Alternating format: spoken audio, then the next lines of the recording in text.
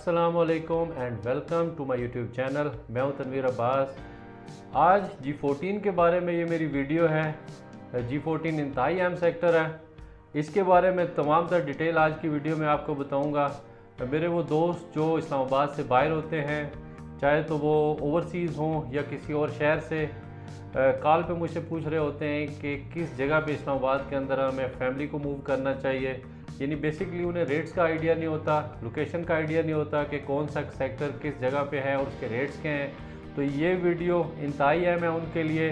इस वीडियो में आप मेरे साथ रहिएगा, इंशाल्लाह आपको बहुत ज़्यादा फ़ायदा भी होगा और आपको समझ आ जाएगी कि कहाँ पे हमें इन्वेस्टमेंट करनी है और फैमिली को मूव करने के लिए ये सेक्टर कैसा है। किसी भी वीडियो के शुरू में मैं लोकेशन की तरफ लाजमी आपको लेके जाता हूँ ताकि आप लोगों को बहुत अच्छी तरह से आइडिया हो सके कि इसकी लोकेशन कौन सी बनती है।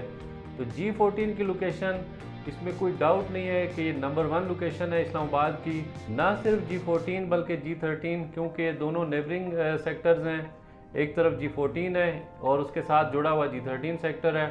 एक तरफ इन सेक्टर्स के आता है कश्मीर हाईवे, और आप जानते हैं कि कश्मीर हाईवे सबसे बड़ा हाईवे है इस्लामाबाद का, जो गेटवे है इस्लामाबाद का। बेसिकली आप यहीं से एंटर होते हैं इस्लामाबाद के अंदर।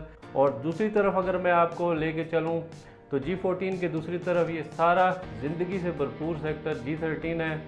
90% आबाद है सेक्टर। यहाँ पे तमाम तर फैसिलिटीज़ मौजूद हैं।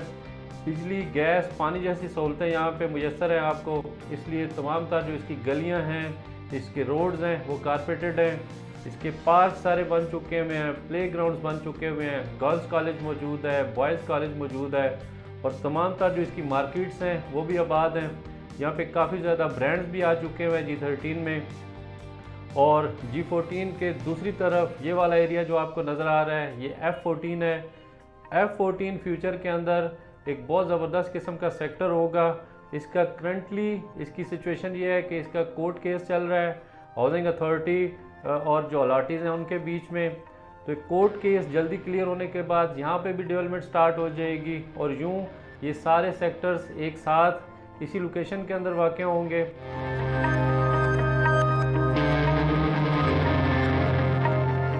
और ये जो सर्विस रोड आपको नज़र आ रही है बिटवीन F14 और G14, ये जाके यहाँ से कनेक्ट करेगी GT रोड को। यानी एक तरफ G14 के GT रोड होगा और GT रोड के साथ कनेक्ट होने के बाद इसकी लोकेशन सबसे ज़्यादा खूबसूरत हो जाती है। यानी कि दो मेन हाईवेज़ आपके सेक्टर के साथ लग रही होती हैं। एक तरफ वेस्ट की तरफ GT रोड होगा, साउथ की तरफ कश्मीर हाईवे है, ईस्ट साइड पे डेवलप सेक्टर G13 और इसके नॉर्थ साइड के ऊपर सेक्टर F14 होगा। तो G14 इंतहाई खूबसूरत सेक्टर है। जिन लोगों ने इसको विज़िट किया हुआ है वो लोग जानते हैं, लेकिन मेरे वो दोस्त जो यहाँ पे नहीं आए और उन्होंने G14 को विज़िट नहीं किया, उनके लिए ये लोकेशन बताना उनको इंतहाई ज़रूरी है कि ये किस कदर खूबसूरत लोकेशन बनती है। कोई भी इस्लामाबाद का जो सेक्टर है वो 2 मुरबा किलोमीटर के ऊपर मुश्तमिल होता है। 4 सब सेक्टर होते हैं उसके, 1, 2, 3 और 4, और दरमियान में उसके होता है मरकज़। मरकज़ बेसिकली उस सेक्टर का एक बहुत बड़ा कमर्शियल एरिया होता है जिसमें तमाम तर फैसिलिटीज़ दी जाती हैं CDA की तरफ से। तो उसी तरह का G14 भी सेक्टर है। इसका सिर्फ एक सब सेक्टर आबाद होना रह गया है, जो कि ये आपको नीचे नज़र आ रहा है। कश्मीर हाईवे के ऊपर डायरेक्टली जो ये सेक्टर आ रहा है, ये 1 है। 1 के अंदर अभी हाउसिंग अथॉरिटी कब्ज़ा नहीं ले सका क्योंकि नीचे लोकल गांव बैठा हुआ है। लेकिन दूसरा जो सेक्टर कश्मीर हाईवे के ऊपर आ रहा है वो G14 4 है। 4 90% डेवलप हो चुका हुआ है। यहाँ पर भी तमाम तर फैसिलिटीज़ मौजूद हैं। जैसे मैंने आपको बताया कि G13 के अंदर तमाम तर फैसिलिटीज़ मौजूद हैं। और 4 के साथ फिर आगे 3 है। 3 के अंदर तमाम तर जो प्लॉट साइज़ हैं वो बड़े प्लॉट साइज़ हैं। तो कीमत का कितना डिफरेंस मौजूद है G13 और G14 के अंदर? G14 में इस टाइम बिलाशुबा इंतहाई रीज़नेबल प्राइसेस हैं as compare to sector G13। G13 क्योंकि काफ़ी पहले से आबाद हो चुका हुआ है, इसमें ज़्यादा रेट्स हैं। और जो G14 है इसमें आप देख रहे हैं कि आबादी अभी 30 से 35% ही घर बन सके हैं, जिसकी वजह से यहाँ पे रेट्स भी कम हैं और डेवलपमेंट भी उस तरह से नहीं हुई। लेकिन ये एक ही कैटेगरी के सेक्टर्स हैं, यानी दोनों हाउसिंग अथॉरिटी ने डेवलप किए हैं। तो कनाल का प्लाट अगर मैं आपको बताऊं G13 के अंदर तो G13-2 ये जो सामने आपको गलियां नज़र आ रही हैं, इनके अंदर इस टाइम मिनिमम 7.25 करोड़ से लेकर 7.25 करोड़ तक एक कनाल का प्लॉट मिलता है। और यहाँ G14-3 के अंदर उसी तरह की लोकेशन है, वही सेम गलियों का साइज़ है और बिल्कुल जुड़े हुए हैं दोनों सेक्टर्स। और यहाँ पे जो कनाल का रेट है वो 4.5 करोड़ से लेकर मैक्सिमम 5.5 करोड़ तक है। और 5.5 करोड़ के भी वो प्लाट्स हैं जो या इस सर्विस रोड के ऊपर हैं, यानी इंतहाई खूबसूरत लोकेशन है, सामने इसके ग्रीन बेल्ट होगा और F14 सेक्टर होगा। या फिर जो प्लाट्स G13 वाली साइड पे लग रहे हैं, G13 के करीब हैं, उनकी प्राइसेस 5 करोड़ से 5.5 करोड़ तक हैं। तो ये बहुत बड़ा एक डिफरेंस मौजूद है G13 और G14 के अंदर। तो इस डिफरेंस का फ़ायदा उठाते हुए आप यहाँ पर आज परचेजिंग कर सकते हैं, चाहे तो आज यहाँ पे घर बना लें या फ्यूचर की इन्वेस्टमेंट के तौर पे यहाँ पे परचेज़ करके रख लें। इसने 1 साल 1.5 साल के अंदर यहाँ पे भी बहुत ज़्यादा आबादी हो जाएगी और फिर इसके रेट्स भी इसी तरह से बढ़ जाएंगे जैसे G13 सेक्टर के हैं। और जो दूसरा यहाँ पे प्लॉट साइज़ है वो 40-80 का है, जो तकरीबन कोई 13 मरले के बराबर बनता है। 13 मरले के जो ये प्लाट्स हैं, इनकी प्राइसेस चल रही है तकरीबन 3.5 करोड़ से लेकर 4.5 करोड़ तक। और इन्हीं प्लाट्स की अगर मैं आपको कीमत बताऊं G13 सेक्टर के अंदर, तो मिनिमम यहाँ पर कोई तकरीबन 6 करोड़ से लेकर तो 6.5 पौने 7 करोड़ तक 40-80 की कीमतें चल रही हैं G13 सेक्टर के अंदर। तो ये 3 के साथ आगे जो आपको वो पीछे सेक्टर नज़र आ रहा है वो G14-2 है। 2 के अंदर प्लॉट साइज़ ज़्यादा हैं, छोटे बड़े सारे प्लॉट साइज़ मौजूद हैं। तो थोड़ा सा मैं आपको इसका भी कंपैरिजन दे देता हूँ G13 के साथ। जो छोटा प्लॉट साइज़ है 25-40 का, वो यहाँ बड़ी आसानी से आपको 1.5 करोड़ से लेकर 1 करोड़ 90 तक मिल जाता है।